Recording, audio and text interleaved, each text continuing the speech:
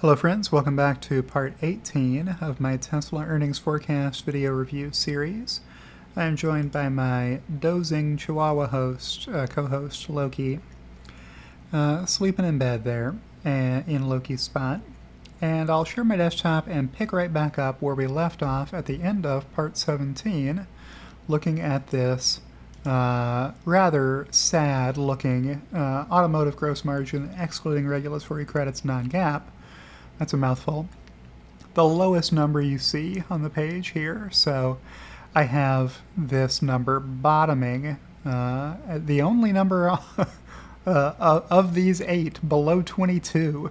And I've got it down to 19.1. So expect for a pretty rough looking auto gross margin excluding regulatory credits number in Q1. I'm not promising you that it will be exactly 19.1%. But I think something like this could happen. Let's keep scrolling down and run through these real fast. So the maximum weekly production capacity number increases over time as the factories ramp up their ability to produce more vehicles per week. So that's why you see this going up. How many vehicles could Tesla produce per week? Theoretical design capacity, that's what number you see on this row. So that number continues to rise as time goes by, and in future years it'll run past 60,000 and 70,000 and 80,000 with more models being added to Tesla's lineup from more production locations around the world. And who knows, maybe we'll get some announcements about future gigafactories. I sure hope Tesla announces a slew of additional gigafactories to produce more vehicles as Tesla enhances its ability to secure enough cell supply to produce those. So weeks of production can be a deceptive one. This is giving you the maximum number or the highest number for any of the sites. So the only time you won't see a 13 here is if none of Tesla's production locations were able to get 13 weeks worth of production out. And so that's why these all say 13. That doesn't mean that all of Tesla's factories globally were making vehicles all 13 weeks. In the case of Shanghai, we know they've been closed more than 2 weeks this quarter so far. For Chinese New Year, and that's our standard holiday provided by the government in China, and some factory downtime for retooling or upgrades or what have you. So the production efficiency number here is just doing a little bit of math on the total vehicle production. So this is just adding up for all the models at all the sites. How many vehicles am I forecasting Tesla will produce? And it's only slightly more than they actually reported they produced in Q4 of 2022 due to all that downtime. The factories continue to get more efficient per week, but if they have less weeks of production, that's going to impair their ability to produce as many vehicles, right? So I've got very similar production here, and then a huge jump in production in Q2. And then more in Q3, and then Q4 about as many as are in Q3 is what I've forecast for production. Then you see the beginning inventory and the ending inventory. We looked at that on charts before, but here they are in table format with the ending finished goods inventory climbing a lot higher than it's been in the past. And mostly that's going to look like vehicles produced at Shanghai being shipped overseas, or vehicles in transit at the end of the quarter to their owners in North America, or what have you. And it's just math to get from the production and the beginning and ending finished goods inventory to get to the vehicle deliveries. But I also have this number calculated already above. So I'm forecasting 419,000 deliveries in Q1. We'll see what we get on April 2nd when Tesla reports, usually around noon Eastern Time. They will release the production and deliveries report. And I do show here how many of those vehicles are subject to lease accounting. So let's keep going to this next section. This is giving you the revenue before currency translation impact by type. So we've seen what the total automotive revenue number is above in the income statement. What's the breakdown of that revenue? Where's the revenue coming from to build up to the total automotive revenue number of 22.588? Well, no shocker, mostly it's in the base config. So the minimum amount of money you can pay to buy a Tesla Model S, X, 3, or Y is contributing almost all of that. By far the largest fraction of the total automotive revenue is coming from the base price of the vehicles people are buying, but people do pay for the optional paint colors. So I've got $300 million-ish of paint revenue, almost $1.4 billion worth of performance package revenue. That's a pricey upgrade, but a small minority of people do buy it, so that's where some of the revenue is coming from. You can optionally upgrade your wheels, so I've got $168 million in my forecast for Q1 from that, which is about what I had the prior quarter. Then for the interiors, $315 million worth of interior options revenue. Full self-driving, I've got this number increasing as time goes by from where it was last year as the full self-driving feature gets better. This may or may not happen. It's a forecast. We'll see what happens if Tesla reports lower revenues in these quarters. Maybe I'll have to ding the full self-driving for that. Troy Teslake puts out some pretty good take rate information on full self-driving sales from his surveys. Apart from that, there's not much information available on full self-driving take rate.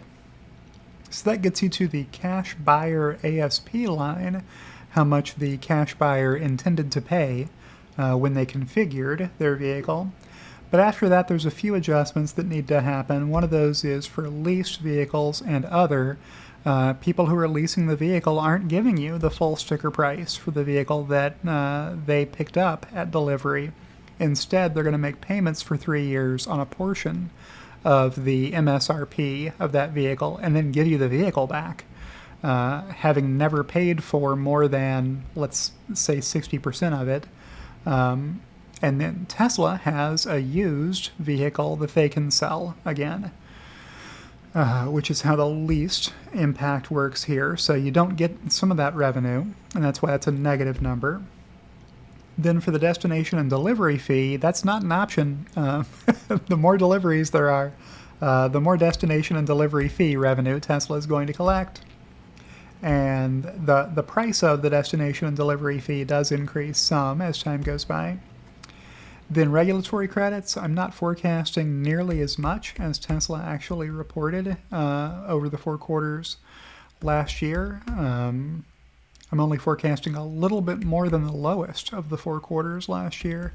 So if we see another huge number here, then Tesla will exceed my expectations for regulatory credits revenue.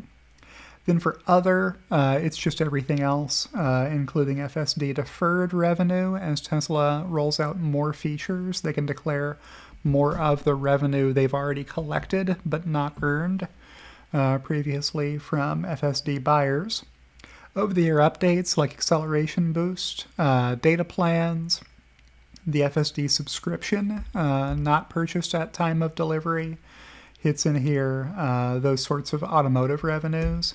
And that's how you get to the total, 22,588, before currency translation impact. So I've got the deliveries excluding those, subject to lease accounting. So that number is going to be higher, number of cash deliveries, higher than the previous quarter. So a new record in that case. Then total automotive cost of sales dollars here. No surprise to see that number going up as the total deliveries go up. Then there's the gross margin percent excluding FSD, leasing, etc. I've got that number here. Oh, this is just knocking off.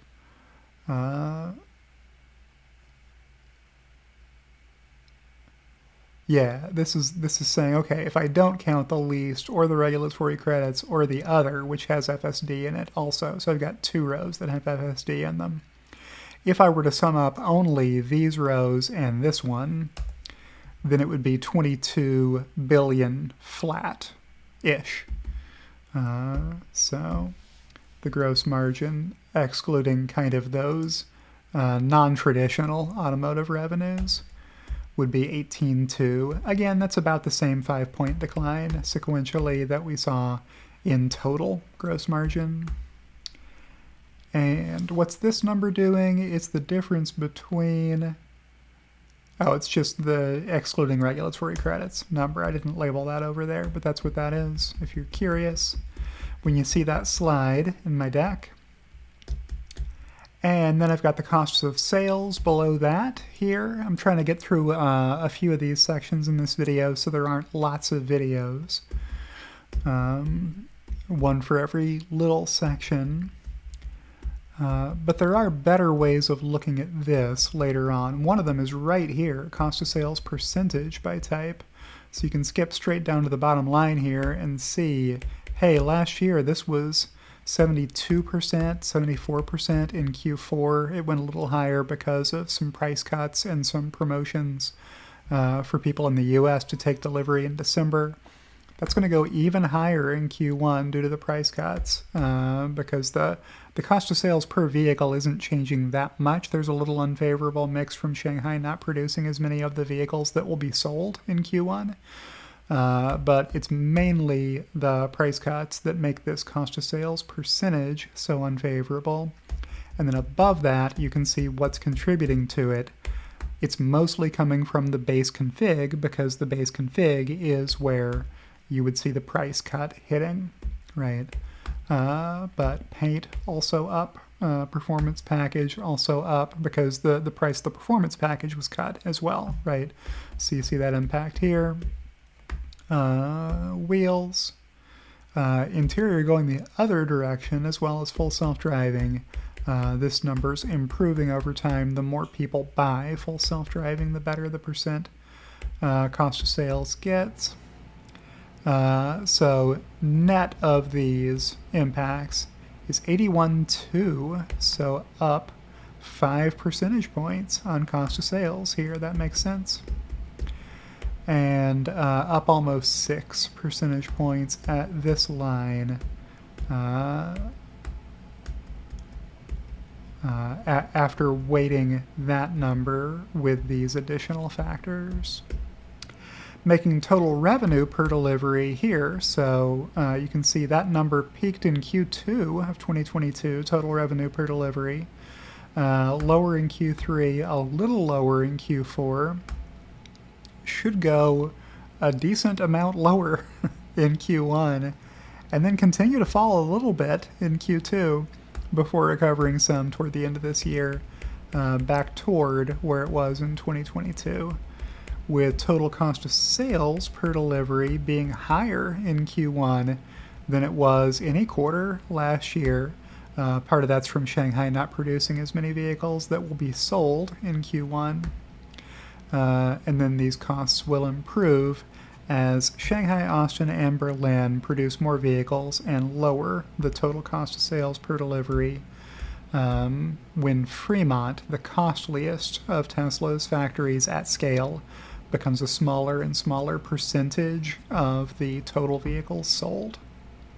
Then we've got revenue per fully diluted share here. For those who are curious about that number, it's increasing as time goes by.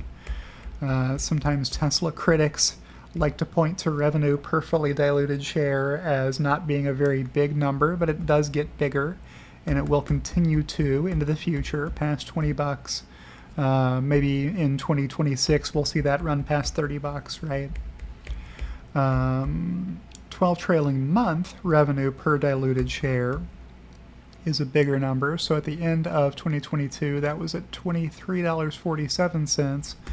And I've got that forecast over $40 by the end of Q4. The more products Tesla sells, the more revenue there will be per diluted share, assuming Tesla doesn't issue lots more shares. And the GAAP net income minus regulatory credits is a number that I had to have for some of those charts that we reviewed earlier. So I've got that number shown here as well, with a pretty low number in Q1, but recovering very quickly. Q2, Q3, and Q4 looking pretty good. And these are taking the difference between Y1196 and 1278. Here's 1278. Regulatory credits of 383 million. And then 1196 up here is just the net income, the GAAP net income number. So that's how you get to that number, and that's a good place for me to end this video. Checking in with Loki as I usually do. He's not doing a lot right now. And I'll outro and say if you've enjoyed today's video, click the like button. If you're not subscribed to my channel already, why not go ahead and subscribe to my channel? Thank you to those who support me either through Patreon or by joining my YouTube channel, especially Kathy Kitchler and Halter Ferguson Financial, my executive producers, and I'll see you in the next one.